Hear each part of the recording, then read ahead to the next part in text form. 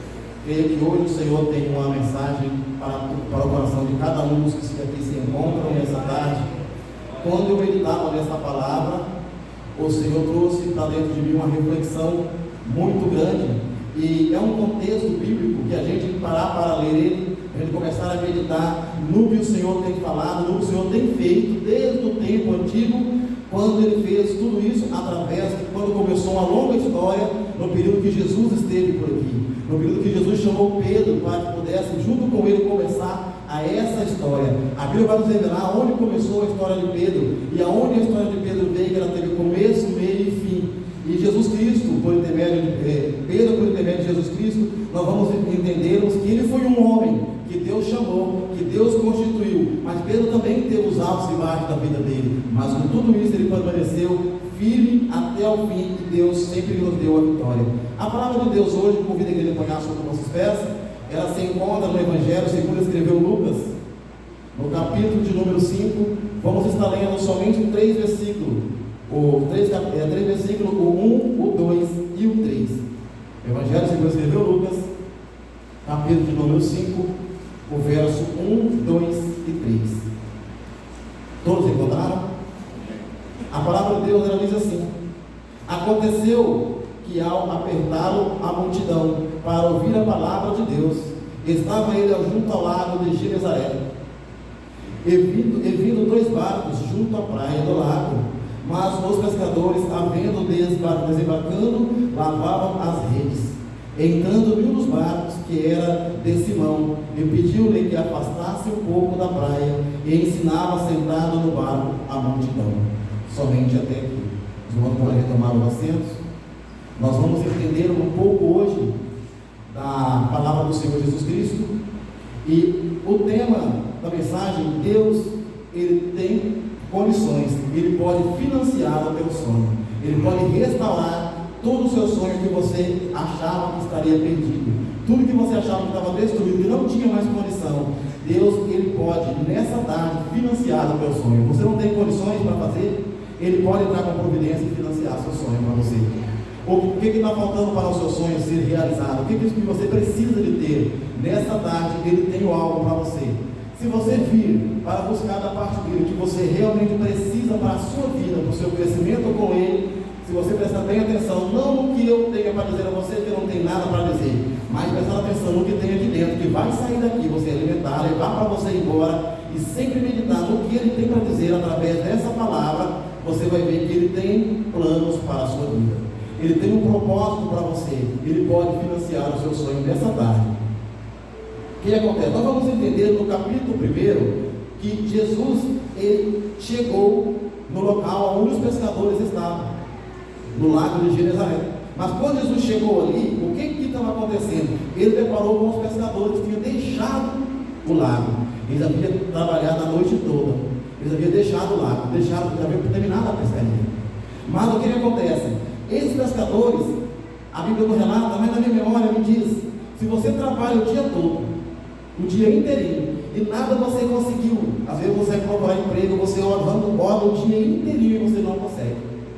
Eles poderiam ter terminado a noite frustrado, cansado, decepcionado. E quando eles chegam para a praia, ali com certeza tinha alguém ali naquele local que realmente dependia também da pesca, que esperava eles virem com resultado para a terra firme. Mas quando eles chegam ali, eles chegam sem nada, os barcos vazios. Mas o que eles começaram a fazer naquele momento? Eles começaram a lavar as redes. Às vezes a rede poderia ter alguma avaria, alguma malha precisando de ser trocada naquele momento. Eles começaram a refazer. Jesus, nesse momento, ele aproxima. E ele viu, o que Jesus viu ali? Ele viu que os pescadores haviam trabalhado a noite toda, mas eles estavam com uma expectativa de voltar a pescar na noite seguinte e de pegar peixe. Por isso que eles estavam preparando sua tralha de pesca. E o que acontece? Nós vamos começar a entender que Jesus, ele chega, no verso 4, Jesus, ele chega e entra em um dos barcos que estava ali. Pedro poderia dizer para Jesus: mestre, eu passei a noite inteira pescando, eu estou cansado, eu estou passando por humilhação, o povo esperava eu chegar com resultado para a terra firme, eu cheguei aqui sem nada, eu estou com sono, poderia também estar com fome naquele momento, e tanto barco o Senhor vai entrar justamente no meu. Mas Pedro, ele foi obediente, ele não questionou. Quando Jesus entrou no barco dele, ele não questionou. Ele fez o que realmente o mestre havia ordenado. Ele retirou o barco da praia e foi para um lugar mais distante. A Bíblia vai nos revelar que Jesus naquele lugar, ele ensinava a multidão de dentro do barco. Mas Jesus ensinava sentado. Significa que a pregação, ela demorou um bom tempo. Para Jesus estar sentado falando, ele estava com tempo para falar. E significa que Pedro não questionou e teve ali naquela época, o barco não tinha motor. O motor do barco ali era os braços de Pedro. A gente consegue entender. E Pedro, já cansado com tudo isso, ele continuou. Mas no verso 4, nós vamos ver aqui que Jesus pediu para que eles voltassem ao mar alto e lançassem novamente as redes. Agora que Simão Pedro deu uma questionada, mas ele mesmo assim ele obedeceu. Por que ele obedeceu? Ele viu antes que Jesus havia feito. Ele viu a mensagem que Jesus havia traduzido para todos que estavam ali. Ele falou: não, poxa, o Senhor fala bem, o Senhor prega demais, eu vou obedecer o que o Senhor está me falando, porque pelas palavras que o Senhor disse, eu vou lançar a minha rede. Provavelmente alguma coisa eu conseguirei pegar. Mas ele tem a experiência de um pescador. Ele sabia que naquele horário ele jamais conseguiria arrancar alguma coisa, mas por ordem do mestre ele foi novamente. Mesmo estando cansado, frustrado, decepcionado por ter chegado, um pescador de alto nível vai pescar e chega para a terra firme sem nada. E as pessoas que esperavam ele ali, que dependia, que vivia daquilo ali também, voltaram para casa com as mãos abanando. Mas só que eles voltam para obedecer a ordem que Deus tinha dado a ele. E nós vamos entender, no verso 5, quando eles partiram, o mestre disse a ele: vendo trabalhado a noite toda, ele disse, e nada apanhamos, mas sobre a tua palavra lançarei as redes.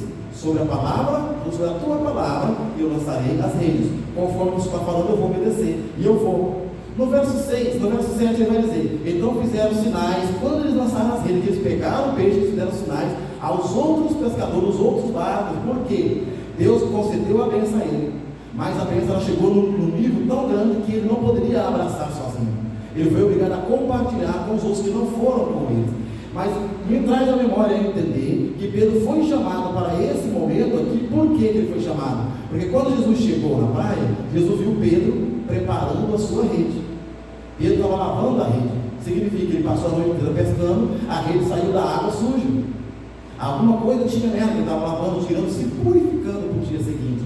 Por isso Deus falou: não, você está preparando. Então você tem condições de voltar ao mar novamente e conseguir o que você precisa, que é o seu mantimento. Às vezes nós saímos, damos a volta todinha, e quando nós voltamos, nós não nos preparamos para ter um encontro com Jesus e queremos que Ele nos abençoe. Pedro totalmente estava diferente, ele estava se preparando para esse momento, sem saber que Jesus viria ali. Ele estava se preparando, ele estava lavando a sua rede, e nós temos que lavar as nossas vestes para estar pronto para que Jesus encontre com nós, para que Ele possa nos proporcionar a bênção que nós esperamos dele.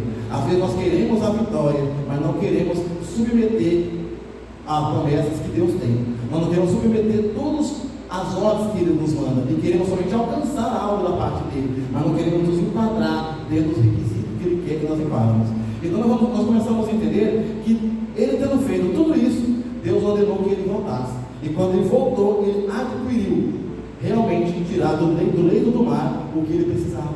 E quando Ele conseguiu isso, a Bíblia vai nos revelar que Ele disse para que Jesus ausentasse dele. A minha mente deduz: ele já conseguiu o peixe, ele já conseguiu o que ele queria. Agora, mestre, eu já consegui o peixe, eu precisava do peixe, quero comer o mantimento. Agora você pode se ausentar de mim. Jesus disse: não, agora você será pescador de homem. Você não vai mais pescar peixe, você vai pescar alma. Mas Jesus, nesse momento, Pedro segue a Jesus. E quando Pedro começa a seguir Jesus, a Bíblia vai nos revelar que mais lá na frente, algo começa a acontecer. Pedro deixou tudo para seguir Jesus, e os demais que ali estavam com ele também começaram a seguir. Mas algo começa a acontecer lá na frente com Jesus, e eles começam a analisar: mestre, o Senhor tirou nós da nossa profissão, colocou nós para te seguir, e agora começa a acontecer isso contigo. O que vai ser de nós aqui? Nós vamos entender na palavra de Deus que ela vai dizer no verso 30: quando os fariseus se murmuravam contra eles, dizendo, perguntando: por que comeis e bebeis com os publicanos e pecadores? No mesmo versículo. Mas a palavra de Deus ela vai nos levar também em Lucas, no capítulo 22, como eu não poderia para mim, Lucas capítulo 22, no verso 33 e 34. E ele me disse: Senhor, estou pronto a ir contigo até a prisão e a morte. Mas ele disse: digo-te, Pedro, que não contará hoje o galo antes que 3 vezes negues que me conheces. Depois que Pedro tem passado por todo esse momento, ele tem visto tudo que Jesus tem feito. Porque antes de chegar nesse episódio aqui, nós vamos ver lá atrás que eles haviam, que Jesus havia encontrado com um leproso. E esse leproso chegou perante Jesus e disse: mestre, se quiser, tu pode me purificar. Jesus disse para ele: queres, fica limpo. Nós vamos entender que Jesus ele era um homem bem-humorado quando ele esteve aqui. Porque ele veio aqui nos trazer paz, nos trazer alegria. Ele veio aqui nos trazer para nós tudo que o mundo não pode nos proporcionar. E se ele realmente é essa pessoa, ele era um homem muito bem-humorado. E nós vamos entender aqui que ele disse para Pedro: ele já sabia que ele ia ser morto, ele já havia anunciado sobre a sua morte. E Pedro disse para ele que ele não o trairia, que por ele vir, mesmo que fosse para ser morto, ele iria com Jesus até o final. Mas Jesus disse: Pedro, antes que o galo cante 3 vezes, 3 vezes você me negará. E Pedro disse: não, eu posso até ser morto, pois eu vou contigo, mas eu não vou te negar.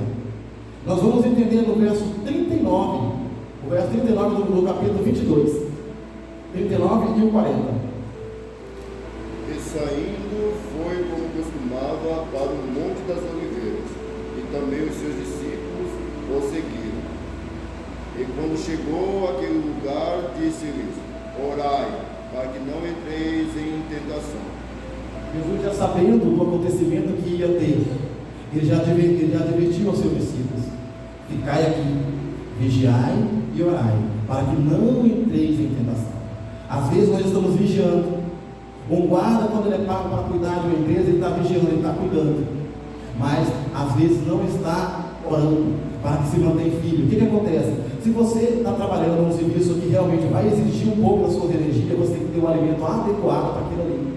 O que adianta você pegar um serviço de vigilante e você não ter estrutura para poder passar a noite toda exemplar, para você poder cuidar do patrimônio que você pegou para cuidar? E nesse momento Jesus subiu ao monte para orar, mas ele deixou os discípulos para vigiar. Vigiai e orai, para que não entreis em tentação. Mas nós vamos entender no verso 41 e no 42 o que diz a palavra de Deus. E apartou-se dele cerca de um tiro de pedra e pondo-se de joelhos orava, dizendo: Pai, se queres, passa de mim este cálice. Todavia não se faça a minha vontade, mas a tua. A palavra de Deus é bem clara nesse momento. Mas nesse momento nós vamos entender que Jesus já sabia da sua morte, ele via tudo que iria acontecer com ele. E o que acontece? Nós vamos entender que o suor de Jesus, nesse momento a Bíblia vai nos revelar que ela se tornou-se em gota de sangue, por minha e pela sua culpa. Ele não tinha pecado nenhum, ele não tinha cometido erro nenhum, mas pelo erro que nós cometemos hoje, ele já pagou isso aí lá atrás. Há mais de 2000 anos atrás ele pagou para nós estarmos aqui hoje. E às vezes nós pegamos e desprezamos a morte de Cristo. Nós desprezamos, não levamos em consideração o que ele fez por nossas vidas. Nós trocamos por coisas mínimas neste mundo.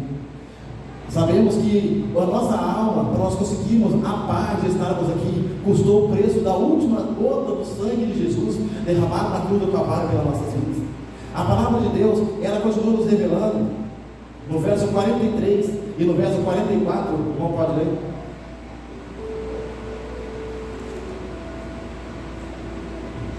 E levantando-se da oração, foi ter com seus discípulos, e achando-os dormindo de tristeza, e disse-lhes: Por que estáis dormindo? Levantai-vos e orai, para que não entreis em tentação. Tem pessoas que acham que dormir é só você estar deitado na cama com os olhos fechados. Não. As pessoas dormem acordadas. Você está dentro da igreja, você está ouvindo, vendo tudo que Jesus tem feito, ouvindo tudo que está sendo falado por intermédio da palavra de Deus, mas o seu pensamento está muitos milhões de quilômetros de distância. Você está perdendo o seu tempo. Você está perdendo todo o seu esforço que você fez. Eu estou me esforçando, Senhor, estou indo na tua casa. Você está vindo na igreja, mas será que você está cultuando a Deus? Será que você está adorando a Ele? Será que o que você está ouvindo, que está aprendendo, está levando em casa para você como um aprendizado, para cada dia você alimentar um pouquinho dessa palavra? Porque se você, a cada dia que passa, analisar e alimentar um pouquinho dessa palavra, você terá vida eterna. Jamais ninguém poderá tirar a vida que você tem.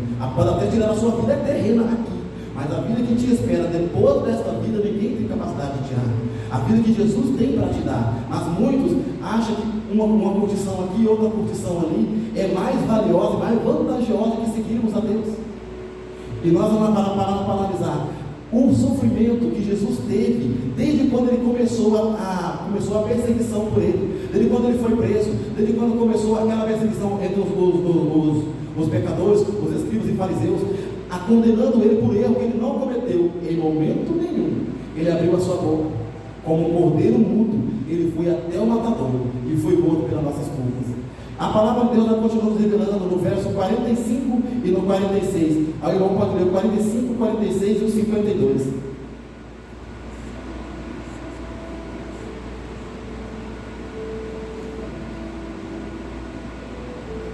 Levantando-se da oração, foi ter com seus discípulos e achou dormindo de tristeza. Disse: Por que está dormindo? Levantai-vos e orai, porque não entreis em tentação.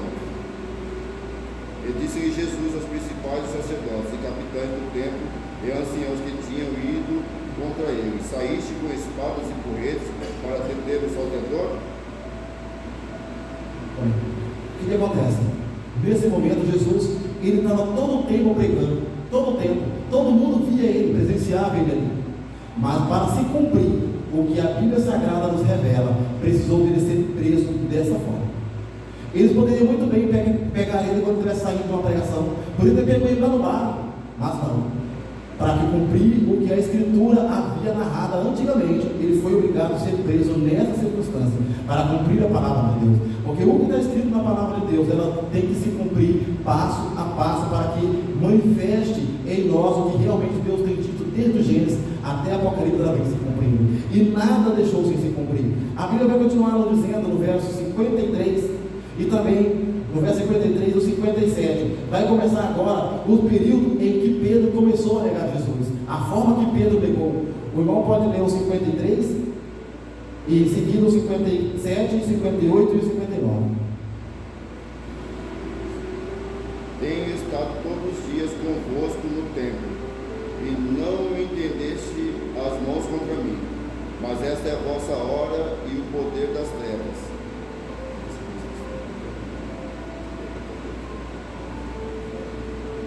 Porém, 56? 57, 58 e 59. Porém ele negou, dizendo: mulher, não o conheço.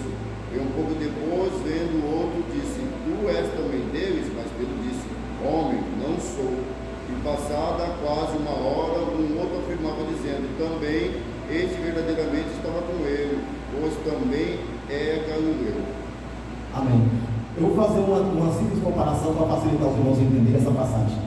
Às vezes nós estamos na beira do mar. Na beira do mar nós estamos. Mas nós estamos com um problema que nós precisamos de deixar, para nós podermos enquadrar dentro da vontade de Deus. Só que nós não conseguimos deixar esse problema. Nós estamos no nosso barco, na beira do mar.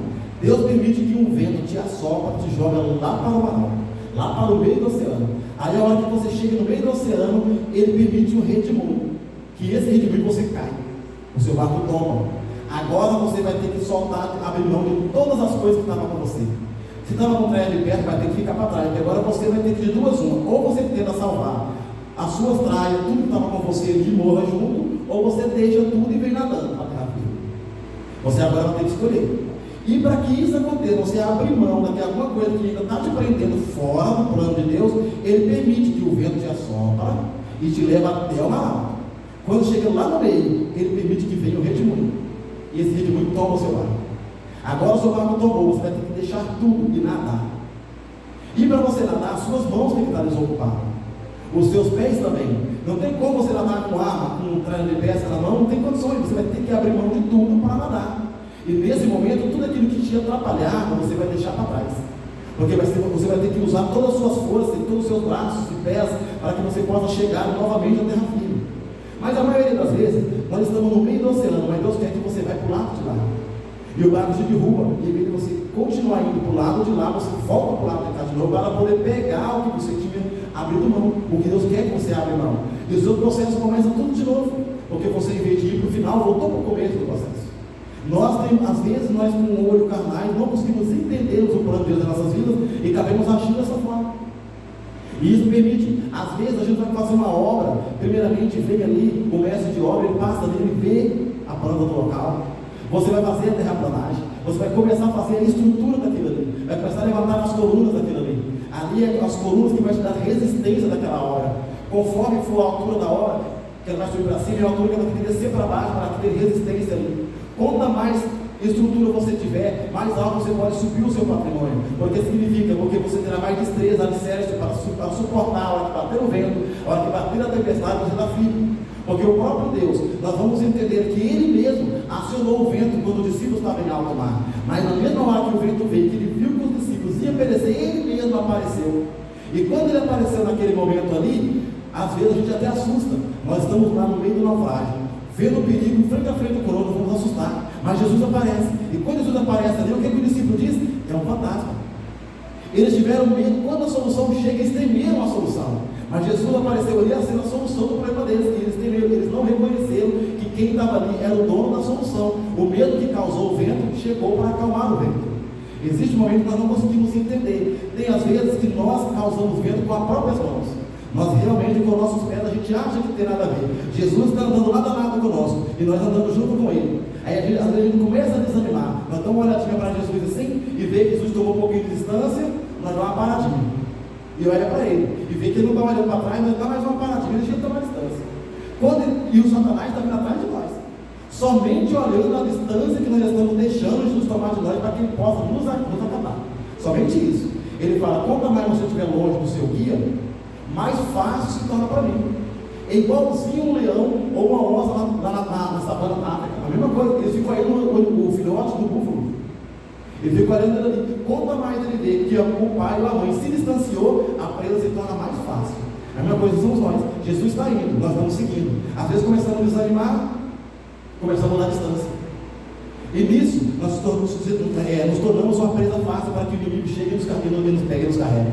E depois que ele carrega, estamos nas mãos do inimigo, nós começamos a gritar por socorro, para que Jesus saia de lá e volta aqui para nos defender.